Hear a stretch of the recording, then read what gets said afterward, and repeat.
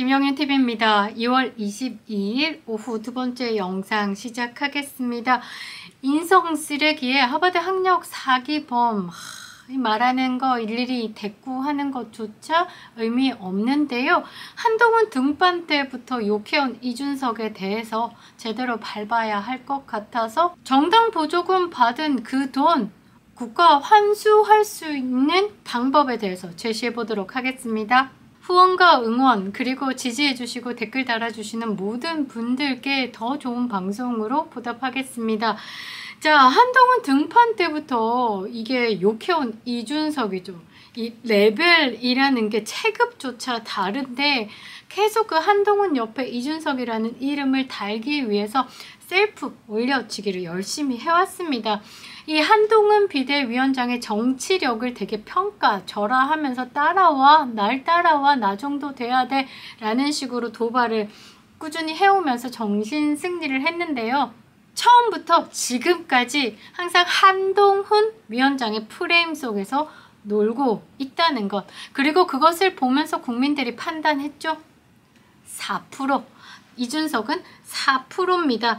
2022년 그 대선 기간 동안에 가출까지 강행해 가면서 당연직인 선대위원장 외에 또 하나를 더 요구했었죠. 홍보본부장을 요구를 하면서 주변 사람들과 기존에 선거를 많이 치렀던 선거판 빠꾸미들이 돈이다 비난을 많이 받았었는데요. 새로운 개혁의 신당에 파견하기 전에도 의도와 어떤 각오로 그런 또 선대 본부장 홍보에 관련된 부분에 대해서 요구를 했는지 이건이 걸려있는 자리만 무리하게 요구를 하는 모습을 보면서 탐욕 정치인, 그래서 제가 볼 때는 새로운 개혁의 신당도 끝이 났다.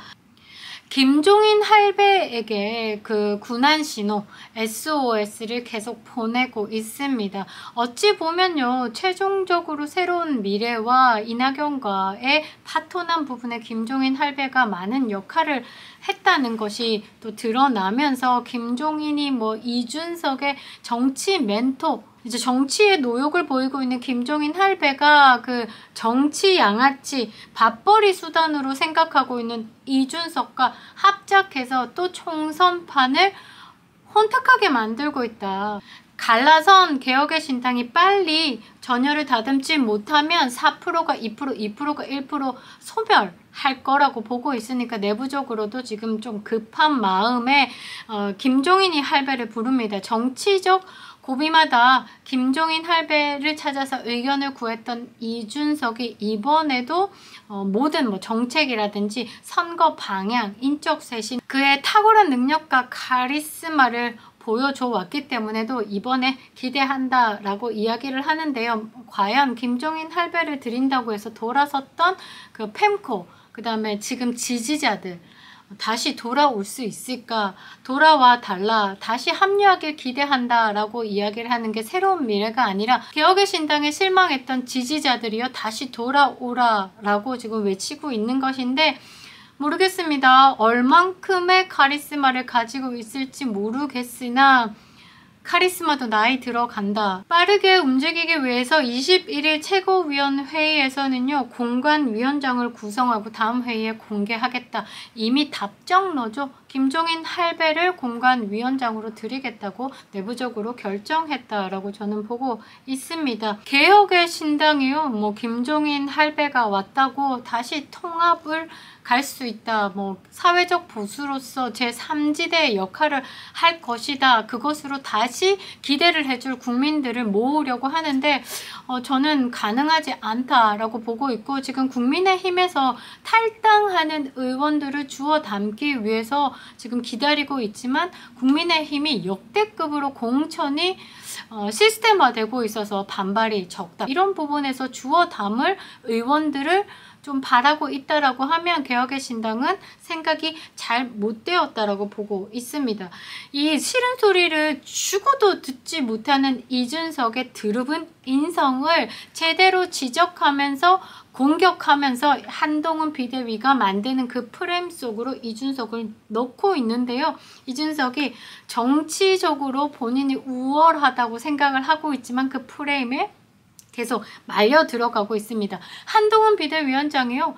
새로운 미래와 개혁의 신당이 합작이 위장결혼과 같다, 보조금 사기다, 회계 사기다 라고 이야기를 한 것에 발끈해서는 국힘은 위성정당 그 보조금 어찌 쓰려고 하냐 라는 식으로 도발을 하는데요.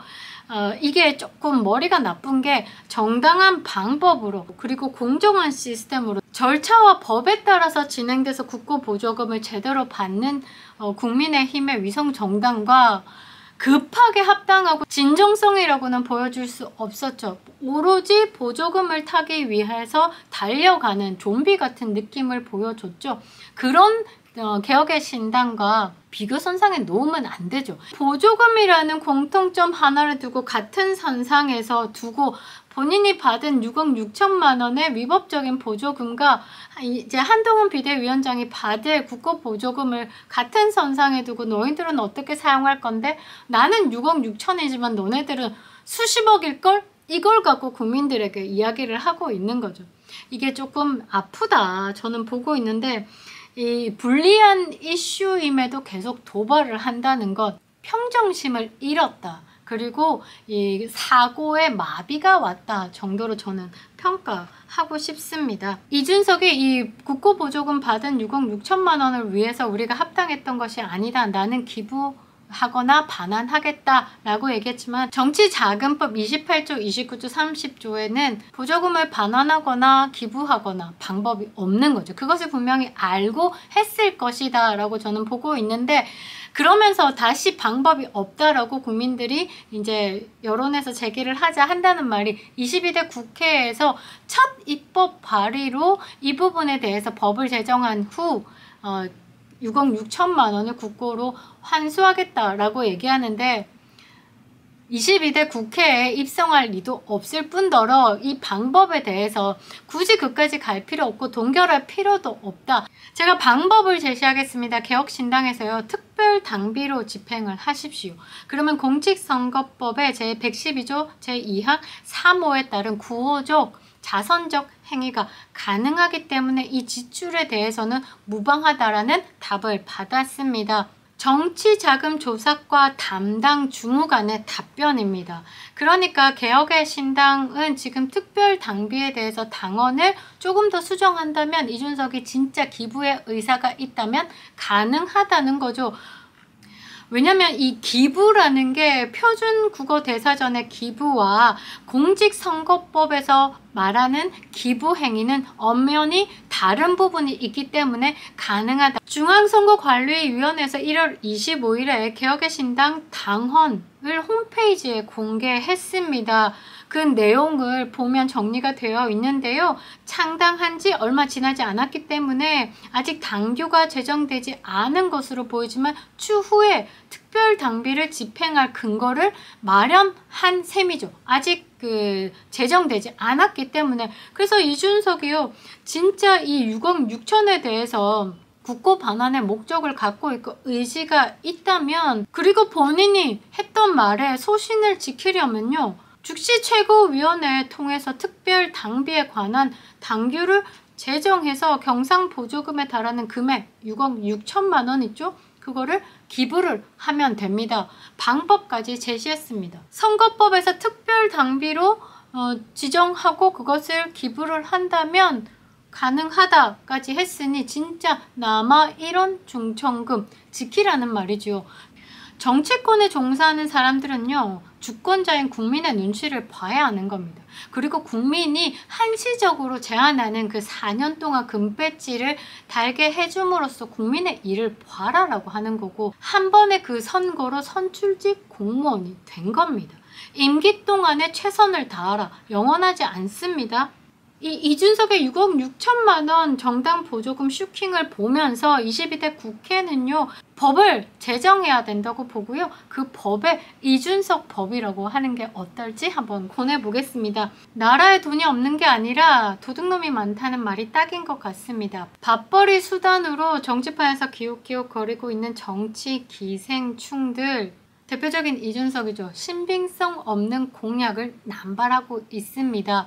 제가 볼 때는요. 국민의힘에서 또는 민주당에서 떨어져 나올 의원들 줍기보다요. 집에 있는 빈병 팔고 고철 팔고 서랍 속에 있는 동전 모으시기 바랍니다. 김영윤 TV였습니다.